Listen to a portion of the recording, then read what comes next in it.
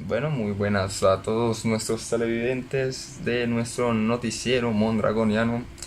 Hoy vamos a hablar sobre la OCDE. ¿Qué es la OCDE? La Organización para Cooperación y el Desarrollo Económico, en inglés, Organization for Economic Cooperation and Development, y en francés, Organisation de Coopération et Développement Économique, es un organismo de cooperación internacional compuesto por 37 estados, cuyo objetivo es coordinar sus políticas económicas y sociales. Y pues esta OCDE fue fundada en 1961 y su sede central se encuentra en Château de la Meute, en París, Francia. Los idiomas de la entidad son el francés, obviamente, y el inglés. Bueno, digamos que a este organismo también se le conoce como el Club de los Países Ricos, lo cual me hace preguntar un poco qué hace Colombia en ese club, pero está bien. Este nombre se le da porque a partir del 2017 sus países miembros comprendieron colectivamente el 62.2% del PIB nominal global y el 42.8% del PIB global. Como lo mencionaba anteriormente, el 28 de abril del 2020 Colombia se hace miembro oficial de esta organización. Este proceso inició alrededor del 2013. En el año 2018, con el expresidente Juan Manuel Santos, se firmaron ya los acuerdos definitivos para acceder. En la OCDE, los representantes de los países miembros se reúnen para hacer un intercambio de información y armonizar las políticas con el objetivo de maximizar su crecimiento económico y colaborar a su desarrollo, tanto el de su desarrollo propio como el de los países que tampoco son miembros. Esta organización, en colaboración con los gobiernos y aquellos responsables de las políticas públicas e incluso con ciudadanos, busca establecer unos estándares internacionales que brinden soluciones basadas en datos empíricos a los diferentes retos sociales, también económicos e incluso medioambientales. La OCDE es un foro para la recopilación de datos y el análisis, el intercambio de experiencia y de buenas prácticas, como lo denominan ellos.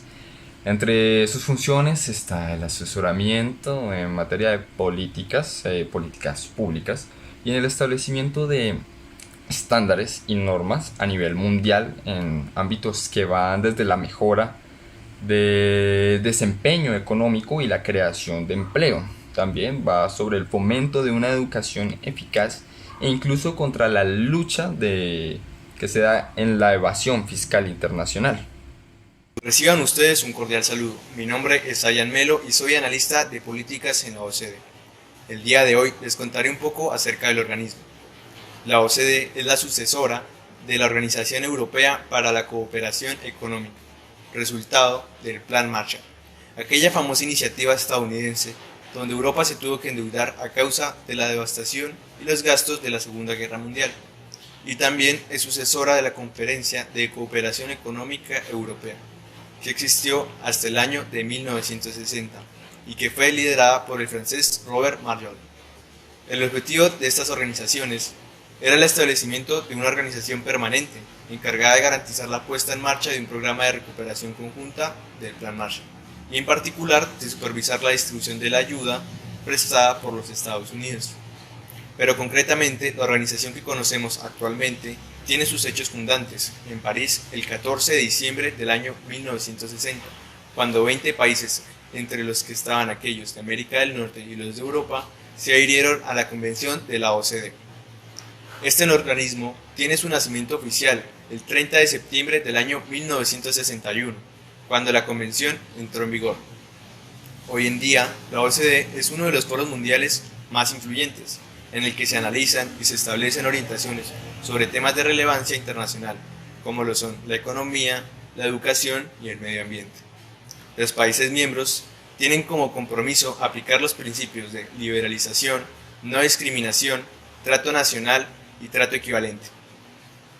El principal requisito para ser país miembro de la OCDE es liberalizar progresivamente los movimientos de capitales y de servicios. Esto se refiere a la flexibilización de restricciones a los flujos transfronterizos de capital. La idea es lograr un mayor grado de integración financiera con la economía mundial, gracias a un aumento del volumen de entradas y salidas de capital. De este modo, el capital puede salir libremente de un país para invertir en otro y a la vez puede ir libremente capitales de otros países a invertir en este. Los principales objetivos económicos de la organización son, primeramente, contribuir a una sana expansión económica en los países miembros, así como los que no son miembros y los que se encuentran en vías de desarrollo económico. En segundo lugar, tiene favorecer la expansión del comercio mundial sobre una base multilateral y no discriminatoria conforme a las obligaciones internacionales. Y por último, se plantea el realizar la mayor expansión posible de la economía y el empleo y un progreso en el nivel de vida dentro de los países miembros, manteniendo la estabilidad financiera y contribuyendo así al desarrollo de la economía mundial. Bien, también hay que mencionar que la OCDE se atribuye varios logros. Entre estos logros está la lucha contra la elusión fiscal internacional. Más de 135 países, los cuales participan en la lucha contra la erosión de las bases imponibles y el traslado de los beneficios, por sus siglas BEPS, para poner fin a la elusión fiscal por parte de las empresas multinacionales. También se atribuye la mejora de sistemas educativos que ha beneficiado a 600.000 alumnos, que es el número de alumnos que se encuentran en los 80 países y economías que participaron en el 2018 en el programa para la evaluación internacional de alumnos PISA. También fomenta el desarrollo local y regional en más de 1.000 ciudades y regiones y ha orientado reformas claves. Por ejemplo, hasta un 81% bajaron los precios de los paquetes de banda ancha móvil en México tras un conjunto de reformas destinadas a aumentar la competitividad de las industrias de la telecomunicación. También se atribuyen el acelerado desarrollo de los países, siendo 445 millones de dólares los ingresos fiscales adicionales recaudados hasta la fecha por parte de la administración tributaria que participaba en la iniciativa de Inspectores Fiscales Sin Fronteras. Bien, ahora nuestro experto Hayan Melo nos va a explicar brevemente qué está haciendo la OCDE para implementar medidas que permitan la reactivación del comercio internacional a propósito de la crisis de salud mundial asociada al COVID-19. La pandemia de COVID-19 ha provocado trastornos sociales y económicos en el mundo entero, pero también brinda a los gobiernos la oportunidad de colocar a las economías en una senda de crecimiento más sostenible e incluyente, al tiempo que afrontan los retos subyacentes. Esto se afirma en el informe de política Going for Growth de la OCDE. En Going for Growth 2021, Shaping a Vibrant Recovery, se analiza los puntos débiles prevalecientes antes de la pandemia, así como aquellos generados por esta. Asimismo, se ofrece a los responsables de la formulación de políticas públicas asesoramiento específico para cada país, orientado a aprovechar la posibilidad de emprender un reajuste fundamental. En este informe se hacen recomendaciones puntuales para cada país. Vamos a observar el caso de Colombia. Es probable que la pandemia genere un aumento de la informalidad, la desigualdad y la pobreza, anulando años de mejora. La educación profesional y básica de baja calidad, disociada a menudo de las necesidades del mercado laboral, las grandes deficiencias en conectividad y las fuertes desigualdades regionales deben abordarse para atacar la informalidad e impulsar el crecimiento y el empleo a mediano plazo. A continuación expondré las gráficas que presenta el informe. En la gráfica de economía, esta informa que el PIB per cápita es 73% más bajo que el de los países de la OCDE con mejores resultados. Por otra parte, la productividad es 71% más baja que las de los países de la OCDE con mejores resultados, y la tasa de desempleo es baja y estuvo descendiendo antes de la pandemia de 2020. La desigualdad. La desigualdad es mayor que en las economías más avanzadas. El 20% de los hogares más pobres apenas sobreviven con el 3,7% de los ingresos totales. Por otra parte, en medio ambiente, más de 3/4 de la población están expuestos a niveles nocivos de contaminación atmosférica, aunque las emisiones de dióxido de carbono han sido estables en los últimos años.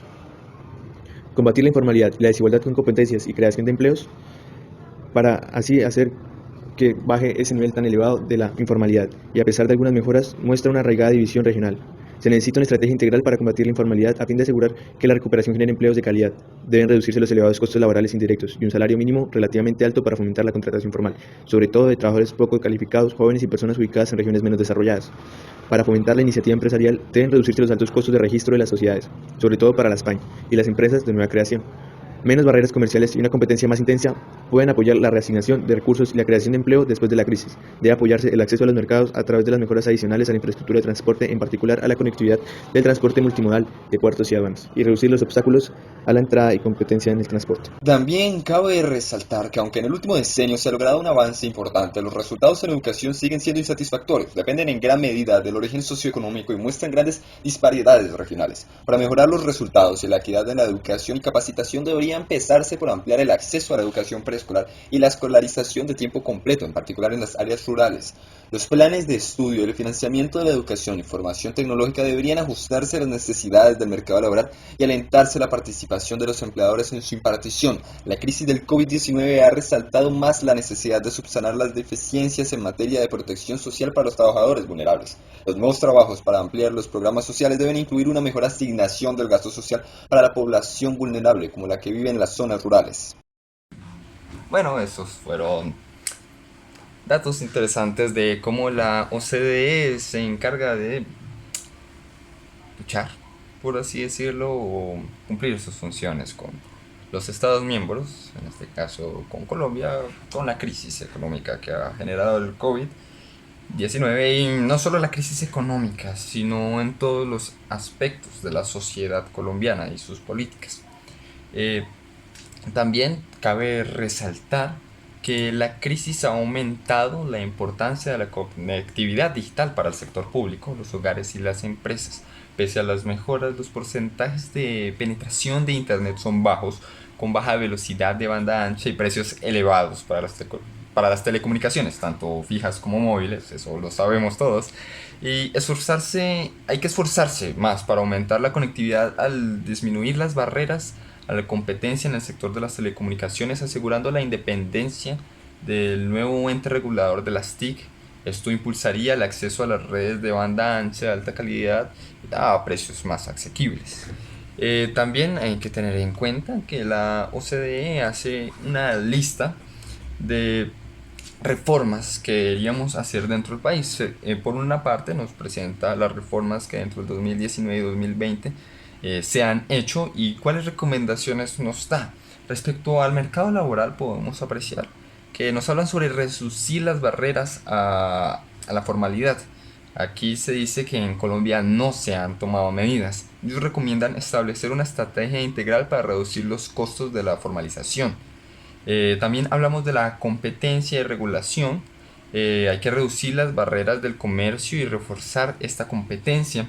Ellos dicen que Colombia, en el presupuesto que estaba esperado para este año 2020, contempla un financiamiento ambicioso para proyectos de transporte e infraestructura de asociaciones público-privadas o APP, como parte del plan de recuperación con el objetivo de fortalecer el transporte multimodal y la red nacional de carreteras. No sé ustedes si lo han visto en este año 2021, pero eso dice el reporte.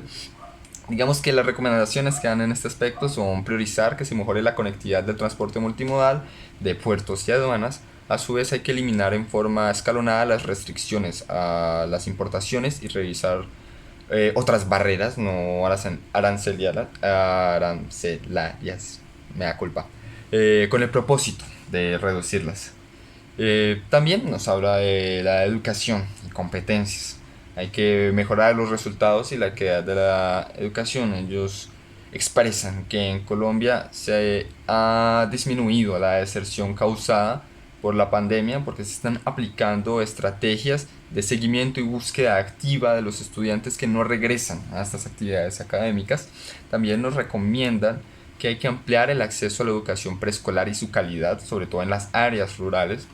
Hay que proporcionar escolarización de tiempo completo y aumentar el gasto para las transferencias relacionadas con la educación a las familias vulnerables y reasignar recursos a los territorios más vulnerables, así como ya lo estábamos viendo en el video explicativo.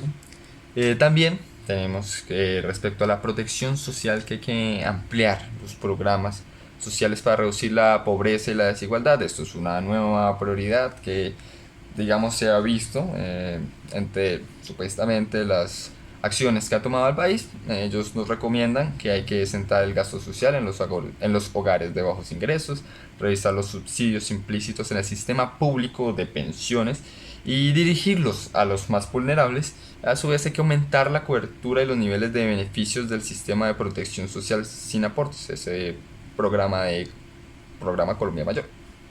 Y por último, la infraestructura, hay que potenciar la infraestructura digital para promover la conectividad y bajar los precios, así como ya estábamos viendo anteriormente. Pues aquí sé que en 2019 se aprobó la ley de modernización de las TIC y lo que se busca es preservar esa independencia del nuevo ente regulador de las TIC, como ya estaba mencionando.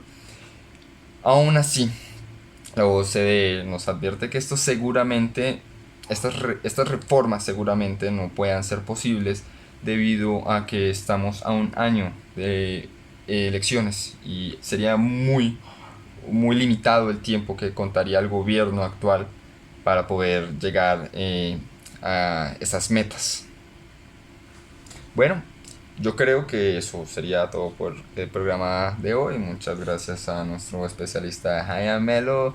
Espero que hayan disfrutado nuestra transmisión y nos veremos otro día en otro reporte del noticiero Mondragoniano. Hasta luego. Y por cierto, se me olvidaba, recuerden que les ha hablado su querido presentador Jerónimo Rosero. Ahora sí, buenas noches, buenos días, buenas tardes. No importa la hora que estén viendo esto.